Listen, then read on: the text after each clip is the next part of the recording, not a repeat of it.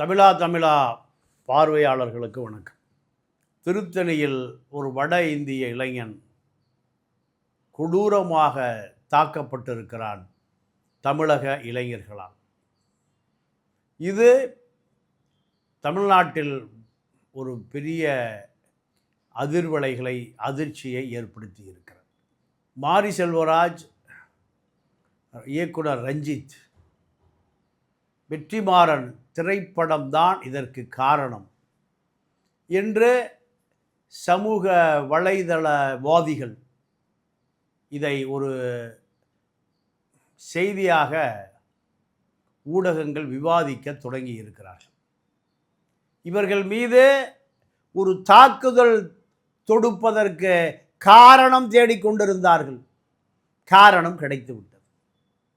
இதில் பார்ப்பனர்கள், இந்து மேல் சாதியினர் உடைய வக்கரம்தான் இந்த மாரி செல்வராஜ், ரஞ்சித், வெற்றிமாறனுடைய திரைப்படம்தான் இவர்களை அருவாளை எடுத்து கொடுத்து அவனை வெட்ட சொல்லி இருக்கிறது என்று சொல்லுகிறார்.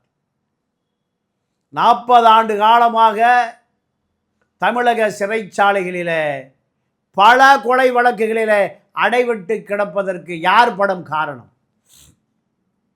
யார் இந்த அருவாளை எடுத்து கொடுத்தது? இதற்கு முன்பு ரஜினி கமல் படம், எம்ஜிஆர் சிவாஜி படம், தியாகராஜ பாகவதர் படம், இப்படி யார் இவர்களை எல்லாம் கற்றுக் கொடுத்தார்? யாரும் கற்றுக் கொடுக்கவில்லை. திராவிட இயக்கம் ஆட்சிக்கு வர ஆரம்பித்த பிறகு சமூக விரோதிகள் எல்லாம் அரசியல் மயப்படுத்தப்பட்டார்கள். அரசு பதவிக்கு அங்கீகரிக்கப்பட்டார்கள். திருப்பூர் மாவட்டத்தில் சுப்பையன் என்கின்ற ஒரு திமுக பிரமுகர், அந்த பிரமுகர் ஒன்றிய செயலாளராக வந்த பிறகு பால்வளத்துறையினுடைய வீரபாண்டி ஆவின் பால் தலைவராக நியமிக்கப்பட்டார். அந்த கூட்டுறவு பால் வளத்துறையின் வசூலாகிற அத்தனை லட்சங்களையும் அவர் வாங்கி வைத்துக் கொள்வார். அந்த அதிகாரி அரசியல் கணக்கு கொடுக்க முடியாமல் தற்கொலை செய்து இறந்து போனார். பத்திரிகையில் செய்தியே வரல. குஷ்டரோகி ஆதித்தனார் பத்திரிகை செய்தியே போடலை. இப்போ அந்த சுப்பையன் இன்றும் திமுகவில் பெரிய தலைவராக இருக்கிறார். இவரை காப்பாற்றியவர் பொங்கலூர் பழனிசாமி, அமைச்சர், மாவட்ட செயலாளர். இப்படி சமூக விரோதிகள் எல்லாம் அரசியல் தலைவர்களாக்கப்பட்டதே திமுக அதிமுக ஆட்சிக்கு வந்த பிறகுதான். இந்த 17 வயது இளைஞன், 16 வயது இளைஞன், 14 வயது இளைஞன் அருவாளை தூக்குவதற்கு நீங்கள் இது போன்ற அரசியல்வாதிகள், சமூக விரோதிகள் அத்தனை பேரும் அரசியல்வாதிகளாக மாறிய பிறகு காவல்துறை வேலையே செய்ய முடியவில்லை. காவல்துறையினுடைய அனுமதியோடு பல சமூக விரோதிகள் உலா வருகிறார்கள். பல சமூக விரோதிகள் அரசியலில் உயர் பதவிக்கு வந்து விடுகிறார்கள். பல கொலை குற்றவாளிகளை காவல்துறையின் உதவியோடு அரசியல்வாதி காப்பாற்றுகிறான்.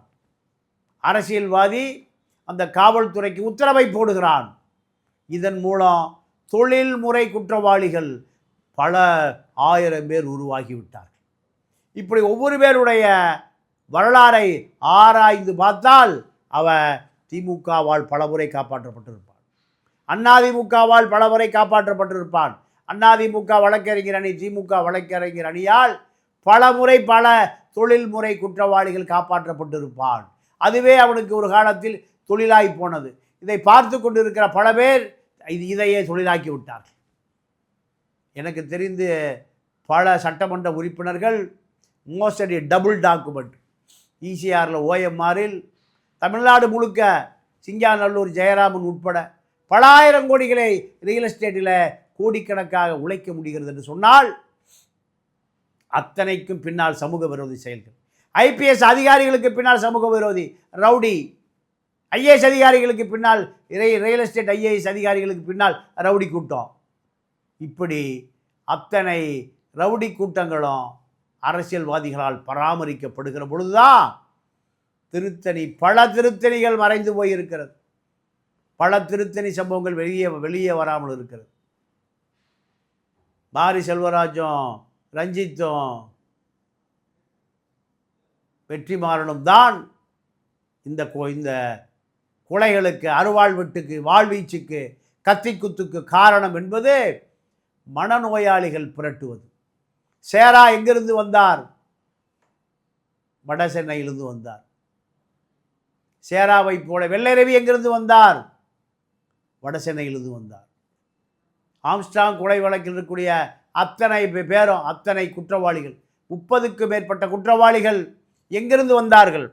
பல பேரை காவல்துறையில் சரணடை வைப்பதற்கு முன்பு அரசியல்வாதிகளும் காவல்துறை உயர் அதிகாரிகளுக்கும் இடையே நடந்த பேச்சுவார்த்தை. நான் அவர்களை சரணடை செய்கிறேன், அவரை நீங்கள் நைய புடைத்து விடக்கூடாது, பாதுகாத்து வைத்திருக்க வேண்டும், நல்ல உணவு கொடுக்க வேண்டும், அவர்களுக்கு புலால் உணவு கொடுக்க வேண்டும், தலப்பா கட்டி பிரியாணி கொடுக்க வேண்டும். இப்படியெல்லாம் பேசி அவர்களை சரணடைய வைத்தது பல பேரை நான் கேள்விப்பட்டிருக்கிறேன். காரணம், பல கோடி ரூபாய் அரசியல்வாதிகளுடைய பினாமி சொத்துக்களுக்கு இவர்தான் பாதுகாப்பாளர். ஒரு இடத்தை மடக்க வேண்டும் என்று விரும்பினால் முதலில் இது ஒரு தொழில்முறை ரவுடிகளை அனுப்பி நீங்கள் சட்டபூர்வமான அந்த இடத்துக்கு சொந்தக்காரரை மிரட்டுவதே ரவுடி தான். காவல்துறை, அரசியல்வாதி 2 பேருக்கு ஒளிந்து கொள்வார்கள் பின்னால். நீங்கள் ஈரோட்டில் ஒரு அமைச்சர் இருந்தார், பெரியசாமியினுடைய மகன் ராஜா. ராஜாவிடம் இருக்கக்கூடிய அந்த சமூக விரோத கும்பல் காரிலே போகிறது. யாருடைய இடம் இது? அவருடைய இடம், இதை மடக்கிவிடு. அடுத்த நாள் வேலி போட்டாச்சு.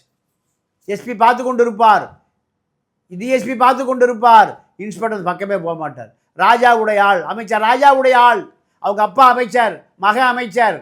இப்போ அவர் ஆளையே காணோம். அடுத்த ஒரு மனைவி ஒரு பஞ்சாயத்துக்கு வந்த பொழுது மனைவியை தன் மனைவி ஆக்கி கொண்டார். இதுதான் திமுகவுடைய சிறப்பு. ராஜா இப்போ ஆளையே காணோம். பல கோடி ரூபாய் சொத்து. இவரால் தொழில்முறை குற்றவாளிகள் பல பேர் உருவாக்கினார்கள் ராஜா அங்கே அமைச்சராக இருந்த பொழுது. இப்படி பல பேரை மாநிலம் முழுக்க அடுக்கி கொண்டே போகலாம். சேகர் பாபுக்கு மிக நெருக்கமானவர்கள் இன்றைக்கு உலா வருகிற பல ரவுடிகள் சேகர் பாபுவால் காப்பாற்றப்படுகிறார்கள். ஜலத்ராஜ் என்ற ஒரு டிநகர் ஒரு ஏசி இருந்தார், அவரும் கே நகர் தனசேகரனும் சென்னைக்கு வருகிற அத்தனை ரவுடிகளையும் காவல்துறையிடம் பாதுகாப்பதே அவர்கள் தான். திருத்தணி குற்றவாளிகள் உருவாகுவதற்கு காரணமே அவர்கள்தான். எந்த குற்றத்தை, பல கொலைகளை, பல இரத்த சிதறல்களை எல்லாம் செய்துவிட்டு சுகமாக ஆடி காரில், சீர்காழி ரவுடி ஒருவன் 1 கோடி ரூபாய் ஆடி காரில், லேண்ட் க்ரூசரில், ரேஞ்ச் ரோவரில், சூர்யா, சீர்காழி சூர்யா முதலமைச்சர் வைத்திருக்கிற அந்த ரேஞ்ச் ரோவர் காரை வைத்திருக்கிறார். எப்படி சாத்தியம்? இதெல்லாம் இந்த ரவுடி கூட்டத்திற்கும் காவல்துறைக்கும் நெருங்கிய தொடர்பு. அதில் கண்டிப்பாக முன்னாள் இந்நாள் அமைச்சர்களும் இருப்பார். என் சாதிக்காரன், அவனை காப்பாற்ற வேண்டும். இந்த கொலை குற்றவாளிகள், ரவுடிகள், சமூக விரோதிகள் சாதி அடையாளத்திலே ஒளிந்து கொள்ளுகிறார்கள். இவர்களை எந்த காவல்துறை உயர் அதிகாரிகளும் அருகிலே போக முடியாது. அந்த கீழ்நிலை காவல் அதிகாரி சொல்லிவிடுவார், ஐயா இவர் இந்த அமைச்சருடைய ஆள், இந்த சட்டமன்ற உறுப்பினருடைய ஆள், முன்னாள் அமைச்சருடைய ஆள், ஆளுங்கட்சிக்கு நெருக்கமானவர், எதிர்கட்சிக்கு நெருக்கமானவர். இப்படியான பல பாதுகாப்போடு அஜய் வாண்டையார் ஆளுங்கட்சிக்கு வேண்டியவர், எதிர்கட்சிக்கு வேண்டியவர். இப்படி ஒவ்வொருவரும் சிடி மணி சத்யாவுக்கு வேண்டியவர், சத்யா சபரீசனுக்கு வேண்டியவர். எந்த காவல்துறை அதிகாரி நடவடிக்கை எடுத்துவிட முடியும்? டிஜிபி ஆபீஸுக்கு தொலைபேசி போகும். அவரை ஏன் பிடித்தீர்கள்? எல்லாமே ஒரு கிச்சன் கேபினட்டை பிடித்துக் கொள்கிறான். அதிமுக ஆட்சி காலத்தில் சசிகலாவை பிடித்துக் கொள்வார்கள். இப்பொழுது ராஜாத்தி அம்மாவை பிடித்துக் கொண்டவர்களெல்லாம் இப்பொழுது கனிமொழியை பிடித்துக் கொள்கிறார்கள். துர்காமாவை பிடித்துக் கொள்கிறார்கள். G2 பாலாவை பிடித்துக் கொள்கிறார்கள். அடுத்த போன் அங்கிருந்து வரும். ஆடி போய் விடுவார் கமிஷனர். அவரை விட்டுவிடுங்கள், எங்களுடைய ஆள், எங்களுக்கு பயன்பட போகிறார், நாங்கள் பயன்படுத்தி கொண்டு இருக்கிறோம். இதுதான் திராவிட மாடல் ஆட்சி. அப்பாவி மக்களுக்கு பாதுகாப்பு இல்லை. அஜித் குமார் அடித்து கொல்லப்படுகிறான். தமிழ்நாட்டினுடைய பல பகுதிகளில் பென்னிஸ் செல்வராஜ் அடித்து கொல்லப்பட்டான் சாத்தான்குளத்தில். கேட்பதற்கு நாதி இல்லை. ஆனால் திருத்தணி சம்பவம் அஸ்ரா காருக்கு அறிக்கை கொடுக்கிறார். சமூக வலைதளத்தில் பரவியதும் களத்துக்கு வருகிற அஸ்ரா கார். எத்தனை சம்பவங்கள், எத்தனை சமூக விரோத செயல்கள் நடந்து கொண்டே இருக்கிறது. காவல்துறையில் வைத்து அடித்து கொல்லப்படுகிற செய்தி வந்து கொண்டே இருக்கு. யார் வந்தாலும் அதை மாற்ற முடியாது என்று நீங்கள் அண்ணன் திருமாவளவன் ஒரு முறை சொல்லியிருந்தார். யார் வந்தாலும் மாற்ற முடியாதுங்கிற நம்பிக்கை அவரே இழந்து விட்டார். காவல்துறை நானே முதலமைச்சரானாலும் நடக்கத்தான் செய்யும். 2 குற்றவாளிகளை தூக்கு தண்டனை, இந்த குற்றத்திற்காக இவனுக்கு தூக்கு தண்டனை என்று நீதிமன்றத்தில் நிரூபித்தால் கண்டிப்பாக தூக்கு தண்டனை தான். ஆனால் 15 வழக்கு 20 வழக்கு